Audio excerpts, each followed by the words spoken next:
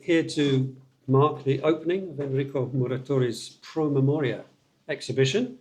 I just thought I'd make some introductory remarks. I am from ICANN, International Campaign to Abolish Nuclear Weapons. My name's Alistair Burnett. I'm here with my boss, Melissa, who will be speaking in a moment. Just wanted to sort of outline the context of our involvement with Enrico's work. We've been collaborating with Enrico for a few years now, since we supported him to get some of his works from Promemoria displayed on the big screens in Times Square in New York, which was quite exciting evening, wasn't it? And we watched the project grow and flourish with more artworks, the book that's here on the table, the music and the video, which we'll be seeing in a moment.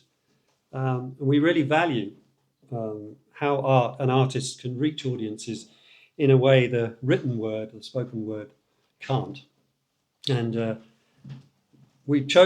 Enrico chose today, because tomorrow the UN's Disarmament Week kicks off, which it has every year, dedicated to raising awareness of the need for all countries to disarm with a particular focus on nuclear weapons.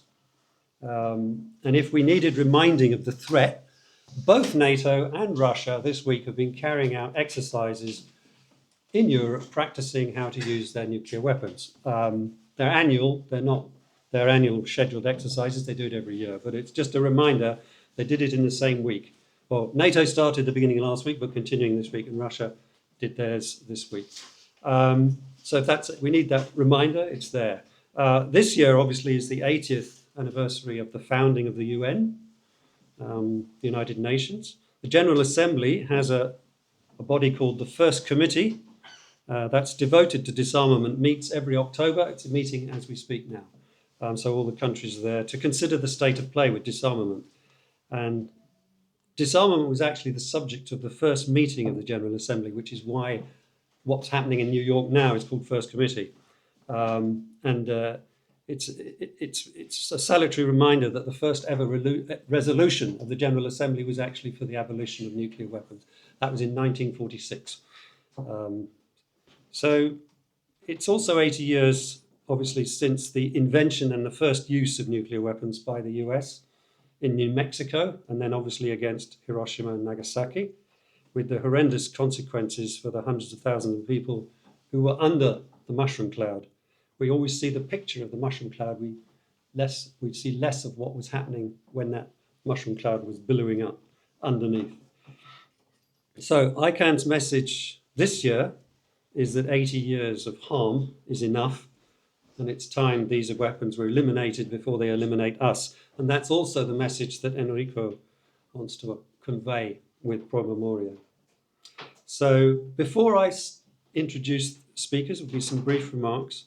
I just wanted to say, if any Swiss voters are here tonight, ICANN, with a group of civil society partners and religious organisations and political parties, is running a popular initiative to call a referendum to get the Federal Council of Switzerland to sign the treaty.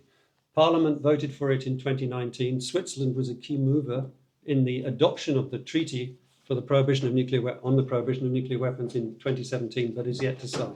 So the federal government, if you're here, there's a leaflet. You need to be a Swiss voter to fill one of these in, but if you are, please do so. Anyway, on to more interesting things. I'd like to thank the Deputy Permanent Representative of Austria to the UN here in Geneva, Christoph Wieland, who is joining us here. He'll be speaking in a moment. We're followed by the Executive Director of ICANN, Melissa Park, and of course, Enrico himself. So after they've spoken, we can circulate, help ourselves to wine and snacks, and talk about the works in front of us.